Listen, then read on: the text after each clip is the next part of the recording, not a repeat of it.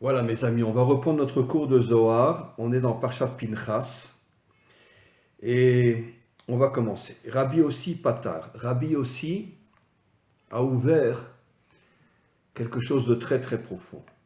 Il dit Al Naharot Bavel Sham Yashavnu Gam Bachinu Bezachenu et Sion. Le premier exil, comme on le sait, était à Babylone. Le premier temple a été détruit et toute la tribu de Yehuda et de Benyamin, bien que beaucoup ont été massacrés, mais ceux qui sont restés sont partis en Babylone.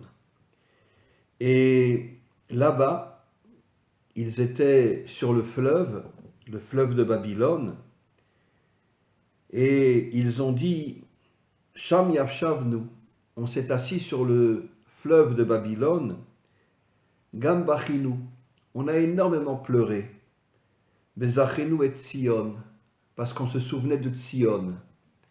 Tzion, bien évidemment, c'est l'endroit sur lequel se trouvait le premier temple. Et ils ont pleuré, énormément pleuré, en se souvenant finalement que le premier temple avait été détruit et que le premier temple était sur Tzion. Le Zohar demande Et Yerushalayim Bayele. Pourquoi n'ont-ils pas dit on se souvient de Jérusalem? Pourquoi ils parlent de Tzion? Kama dirtiv, car il y a un verset qui dit Imishkacher Yerushalayim, si je t'oublie, Jérusalem, Tishkar Yemini, je vais tomber dans la faute. Yemini fait allusion à la bonté, à la connexion avec Dieu. Et si je t'oublie, Jérusalem, je vais tomber dans la faute. Maï bezochenu et Tzion. Alors pourquoi ils ont remplacé Jérusalem par Tzion? Alors, le texte dit Rotzel Omar, Kisham Tzion ou Yesod. Tzion, sur lequel était construit le temple, représente le Yesod. Le Yesod, c'est d'une certaine manière la pureté sexuelle. Ve'Yerushalayim iya malchut. Et Jérusalem, c'est la malchut. Ça veut dire quoi la malchut? La malchut de Dieu. Et le Zohar explique que pour pouvoir ramener la malchut de Dieu à Hachem, la malchut d'Hachem à Hachem, il faut être propre sur le plan sexuel. Mais malheureusement, quand le premier temple a été détruit et qu'une partie des Juifs sont partis en Babylone, Vehi Asher alcha begalut, la Shrina qui représente Jérusalem, puisque la Shrina représente la Malchut, c'est-à-dire qu'en vérité la Shrina c'est la lumière de Dieu qui brille dans la Malchut. La Malchut a quitté Israël et est partie avec les exilés en Babylonie, en Perse, en Grèce, et depuis 2000 ans, c'est les Romains qui ont détruit le deuxième temple, et la Shrina est toujours en exil, dans la mesure où il y a une grande partie des Juifs qui sont encore en exil. Et la Shrina ne reviendra qu'au moment où le Mashiach se dévoilera et construira le troisième temple. Alors, pourquoi on parle de Tzion? Encore une fois, c'est toujours pas expliqué dans le texte. Je répète juste ce que je viens de dire. Normalement, on aurait dû parler de Jérusalem, mais Jérusalem a complètement disparu. Puisque la lumière de Dieu qui se trouvait dans Jérusalem, Jérusalem c'est la malchut de Dieu, la Shrina, qui est la lumière d'Hachem, a quitté Jérusalem et est partie suivre Israël dans tous ses exils. Ce qui veut dire qu'en vérité, Yerushalayim n'existe plus. Heureusement, 3 ans après la Shoah, nous sommes revenus sur notre terre, mais la Shrina n'est toujours pas là. Pourquoi la Shrina n'est toujours pas là? Parce que tant que tout Israël ne sera pas sur sa terre, la Shrina ne reviendra pas. C'est seulement le Mashiach qui va réussir à ramener tout Israël sur sa terre, et là la Shrina reviendra. Et la Shrina, c'est la lumière de Dieu qui brille dans la Malchut, et justement, on pourra ramener la Malchut à Hachem. Regardons maintenant, on continue. Mashal le Adam sheyalo echal yakar nae veyafe. Prenons l'exemple d'un homme qui avait une maison extraordinaire. Baoul Istim sont venus des bandits, vesarfu oto, et ils ont brûlé sa maison. Sarah Shelmiou, qui ressent une souffrance inimaginable. Vechieno atzar shel Baal haechal, c'est bien sûr le maître de la maison, qui quand il voit que sa maison est brûlée, il ressent une douleur inimaginable. Afkan bechorban bet hamikdash, c'est exactement ce qui s'est passé quand les Babyloniens ont détruit le temple. Le temple était la maison d'Hachem. Ça veut dire que c'est encore beaucoup plus grand que la maison d'un homme. Shrinta begaluta sharia, Ashrina, qui est la lumière de la royauté, Anikret Yerushalayim, la lumière de Dieu qui brille dans la Malchut, qui brille dans Jérusalem, Alcha veshora begalut, elle a quitté Jérusalem, Jérusalem n'existe plus pendant tout le temps du Galout, jusqu'à ce que l'on revienne sur notre terre 3 ans après la Shoah. Et donc, Jérusalem n'a plus la lumière d'Hachem, Jérusalem n'existe plus. Tsara Deman ou qui a le vrai tsahar dans la destruction du temple? L'ave des tzaddik, c'est le tzaddik, c'est le juste authentique. Vechilo shel tzaddik dainu shel ayesod anikrat Sion. Le tzaddik fait allusion au yesod, parce que le juste authentique, l'homme vrai, l'homme pur, ne tombera jamais dans les fautes de la débauche. Et c'est pour ça qu'on l'appelle le tzaddik. Chez Uaya mityared ima ou mashpia batamid. Et le tzaddik, et il y avait quelques tzaddiks avant la destruction du premier temple, les tzaddikim dégageaient des énergies énormes dans Jérusalem pour essayer de ramener Yerushalayim à Hachem. Et d'une certaine manière, ils réussissaient, mais je dirais plus dans la pnimiut, dans la profondeur des choses. Parce que d'une manière dévoilée, il y avait des dirigeants qui dirigeaient Jérusalem, et comme on le sait, tout celui qui étudie la Bible voit que la grande majorité des dirigeants qui dirigeaient Jérusalem n'étaient pas des gens bien. Mais les tzadikim essayaient de connecter Jérusalem à Dieu, et ils arrivaient uniquement dans la pnimiut, dans l'intériorité que personne ne voyait. Mais au moins l'intériorité de Yerushalayim était connectée à Hachem. On continue. Vesodze oler, kemo shebiarnu achaverim.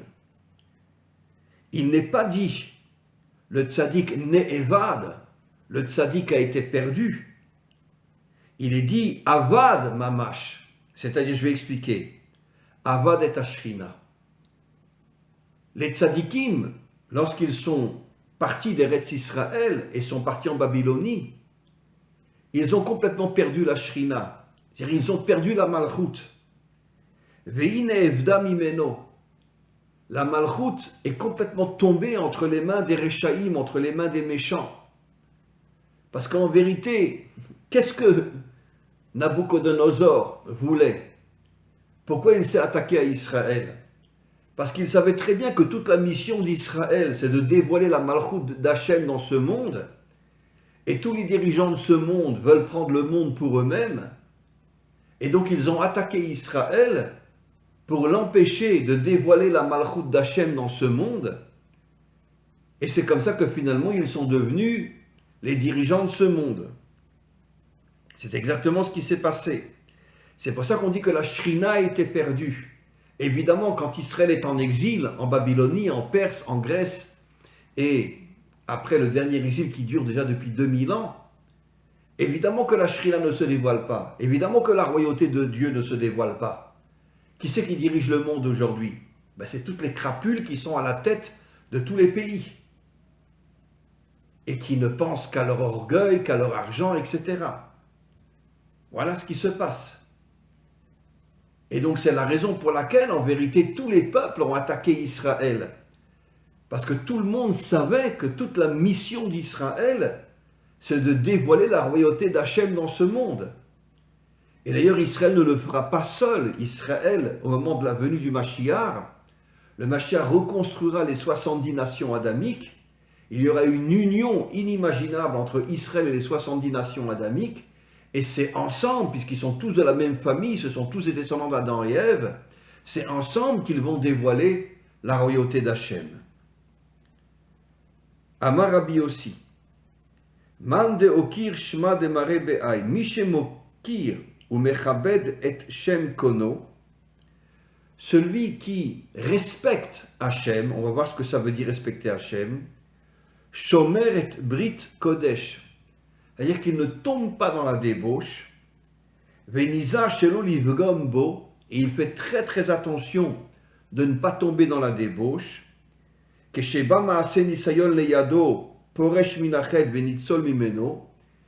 y a une femme qui veut le faire tomber, il s'enfuit pour ne pas tomber.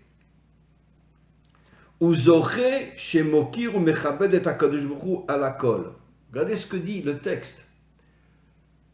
Le plus grand kavod, kavod ça veut dire le plus grand honneur qu'on peut faire à Hachem, c'est justement quand on ne tombe pas dans la débauche. Mais fois nous l'omdim zot, d'où on apprend cela? Mais Yosef, de Yosef lui-même. Pourquoi? Comme il est dit, Veyarkev oto bemerkevet amishne asherlo, ukti venatan oto al kol haaretz Misraïm. On sait qu'à l'âge de 30 ans, Yosef est devenu d'une certaine manière le roi de l'Égypte. Et il a essayé de réparer l'Égypte. Il savait qu'il y avait énormément de Bnei Adam en Égypte. D'ailleurs, tous les Bnei Adam en Égypte, Yosef leur a demandé de se circoncire. Velo od, velo rak leilu advarim zacha Yosef. Yosef n'est pas seulement devenu le roi de l'Égypte. Et là, chez Avou Israël et Tayam, mais quand Israël a voulu traverser la mer Rouge, on a pris, bon, Yosef était déjà mort, on a pris le cercueil de Yosef, on l'a mis devant la mer, et la mer s'est ouverte. Pourquoi la mer s'est ouverte? Ici, il y a quelque chose d'extraordinaire. Parce que quand un homme est un homme propre, qui ne tombe pas dans la débauche, il mérite des miracles inimaginables. Et qu'est-ce que ces miracles? Comment ces miracles se produisent? Eh bien, on le voit avec Yosef, qui n'est jamais tombé avec la femme de Poutifar, comme on va le voir. Et comme il n'est jamais tombé avec la femme de Poutifar, et il y a eu après, quand il est devenu roi, toutes les jeunes filles de Mitzraïm, c'est marqué dans le Midrash, lui couraient derrière, lui jetaient de l'argent, lui disaient « Viens chez moi », il n'est jamais tombé. Et donc, on voit que Yosef était un homme pur. Et Yosef, c'est la valeur numérique de Tzion. Et Tzion, c'est le Yesod, c'est le Brit. C'est-à-dire, en vérité, le Brit, c'est-à-dire la pureté de la sexualité.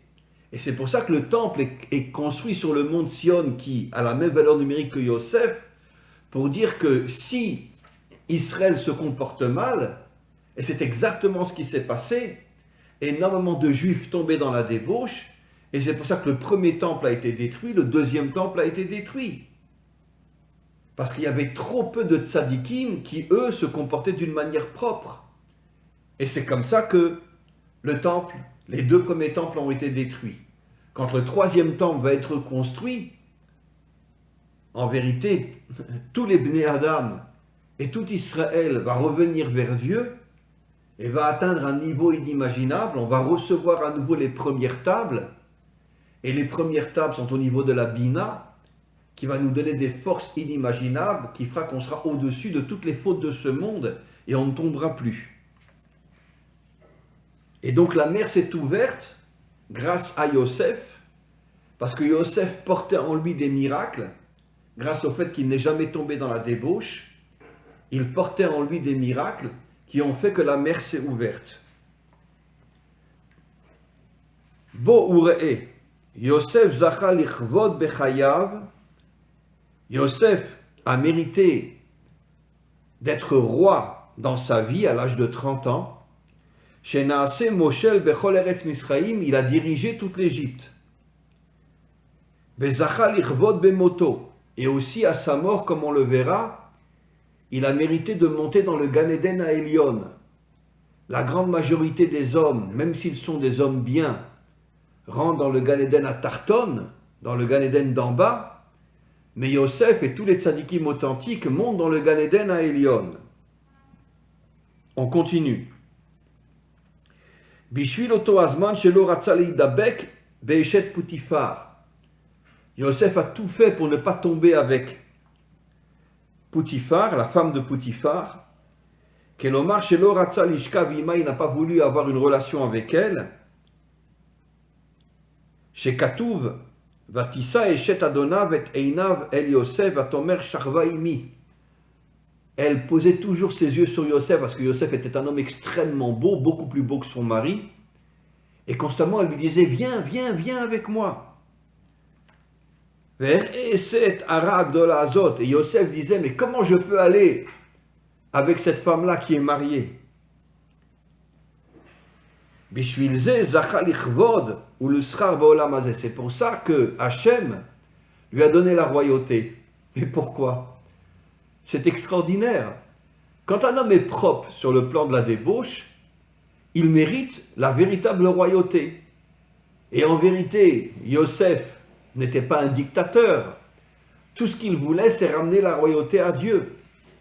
Et c'est la raison pour laquelle il a circoncis tous les Bnei Adam qui étaient en Égypte, parce que les Bnei Adam sont partout dans le monde. Et il a demandé aux Bnei Adam qui étaient égyptiens, parce qu'il avait le roi HaKodesh, il avait la prophétie, il a vu qu'il y avait des milliers de Bnei Adam en Égypte, il est venu vers eux, il leur a dit, circoncisez-vous. Et ils se sont tous circoncis. C'est une chose absolument extraordinaire. Et pourquoi la circoncision?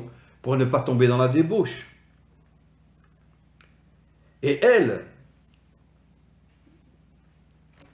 l'a pris par ses habits, elle lui a arraché ses habits, et lui, qu'est-ce qu'il a fait? Pirouche et Nitzel Mina Avera, il n'a absolument pas voulu tomber. Et qu'est-ce qu'il a fait? Zachal Echvod Achar Istalkuto, et même après sa mort, il a mérité de pouvoir rentrer dans le Gan Eden à Elyon. Il y a très peu d'hommes authentiques qui rentrent dans le Gan Eden à Elyon, qui rentrent dans, on pourrait dire, le plus haut niveau du Gan Eden, car la majorité sont dans le Gan Eden à Tarton. Vezei madrigat hayesod shepnima le parochet et ou kodesh hakodeshim shu bechinat hamalchut. Et en vérité, c'est quoi le Gan Eden à Elyon? C'est la malchut de Dieu. Et pourquoi le Gan Eden à Elyon s'appelle la malchut de Dieu? Gan fait allusion à la malchut, Eden fait allusion à la bina. L'union entre la bina et la malchut, la bina déverse des forces surnaturelles à la malchut. Et tous les tzadikim authentiques rentrent dans le Gan Eden à Elyon pour travailler et essayer de ramener la malchut d'Hachem vers Hachem. Vekar raouilo. Et voilà ce que Yosef a mérité. Et à Sachar Amagialo, la Karbo Lamazé, il a eu la royauté dans le monde d'en bas et il a eu la royauté dans le monde d'en haut. Et encore une fois, tout le travail de Yosef, ce n'était pas d'être un dictateur et de vouloir prendre le pouvoir pour lui-même. Tout le travail de Yosef était justement d'essayer de reconnecter la malchut à Hachem. Veta Sachar Amagialo, la Karbo Olam Ha'acher, qui, Kevon Sheshamar Brito, Zachal et Malchut Ima Yesod, comme Yosef s'est toujours comporté d'une manière extrêmement propre, il a mérité de pouvoir travailler sur la Malchut d'Hachem et ramener la Malchut à Hachem. Alors pour conclure, je voudrais expliquer la chose suivante. En vérité, on vit aujourd'hui effectivement dans un monde, mais c'est déjà depuis des millénaires, depuis que le monde existe, depuis la faute de Adam et Ève, quand ils sont tombés complètement et qu'ils ont fait tomber le monde, nos maîtres disent que le plus grand de tous les défauts, c'est la débauche. Pire que l'idolâtrie, pire que la corruption, pire que tout. Et pourquoi la débauche? Parce que nos maîtres nous disent, ce monde s'appelle Alma de Shikra. le monde du mensonge. Et c'est quoi le vrai mensonge? C'est qu'un homme ne va jamais dire à sa femme qu'il la trompe. Et donc, il va lui faire croire qu'elle est la bonté de sa vie. Et d'une certaine manière, il lui ment, parce qu'il la trompe. Et donc c'est pour ça que ce monde s'appelle le monde du mensonge. Le mensonge fait allusion à la débauche, pour bien nous faire comprendre que dans la corruption, il n'y a pas de mensonge. Quand un homme est corrompu, il ne cherche pas à mentir. Quand un homme se prosterne devant une statue, il ne ment pas. Il ne va pas dire « Ah, je ne me suis pas prosterné devant une statue, hein. Très bien. » Et donc, dans toutes les autres fautes, il n'y a pas de mensonge. Mais dans la débauche, il y a oui un mensonge. Et c'est pour ça que nos maîtres appellent ce monde le monde du mensonge. Alors, qu'est-ce que nous, on doit faire? Le premier travail que nous devons faire, c'est nous connecter à la Bina. Comment on se connecte à la Bina? En se connectant à notre Neshama. On sait qu'il y a 3 parties de l'âme dans le corps. Le Nefesh, qui est l'action, le Ruach, qui est la première partie spirituelle, et surtout la Neshama, qui est connectée à la Bina. Et comment on se connecte à la Bina? Nos maîtres nous disent en étudiant d'une manière authentique la Torah. Quand tu étudies la Torah d'une manière authentique, et qu'est-ce que ça veut dire d'une manière authentique? Tu ne cherches pas à devenir un rabbin, tu ne cherches pas à devenir un rabbi. Tu étudies la Torah parce que tu étudies la Torah de Dieu. Comme on le sait, la Torah, c'est la sagesse de Dieu. Et c'est la seule chose qui t'intéresse. Et quand un homme étudie la Torah sans vouloir devenir un homme qui s'élève au-dessus des autres, à ce moment-là, il se connecte à la Bina. Et quand il se connecte à la Bina, il reçoit des forces exceptionnelles qui lui permettent de surmonter toutes les épreuves de ce monde, y compris la débauche. Et donc, mes amis, je parle à Israël, je parle au Bnei Adam, essayez d'étudier la Torah d'une manière authentique, d'une manière vraie, d'une manière propre, d'une manière juste. Et vous verrez que vous vous connecterez à votre Neshama, qui est la tribu de la Bina, et vous recevrez des forces inimaginables qui vous permettront de ne plus jamais tomber dans aucune faute, et surtout dans la faute de la débauche. Amen, amen, ve amen. Et je tiens à dire que ce cours, j'ai oublié de le faire,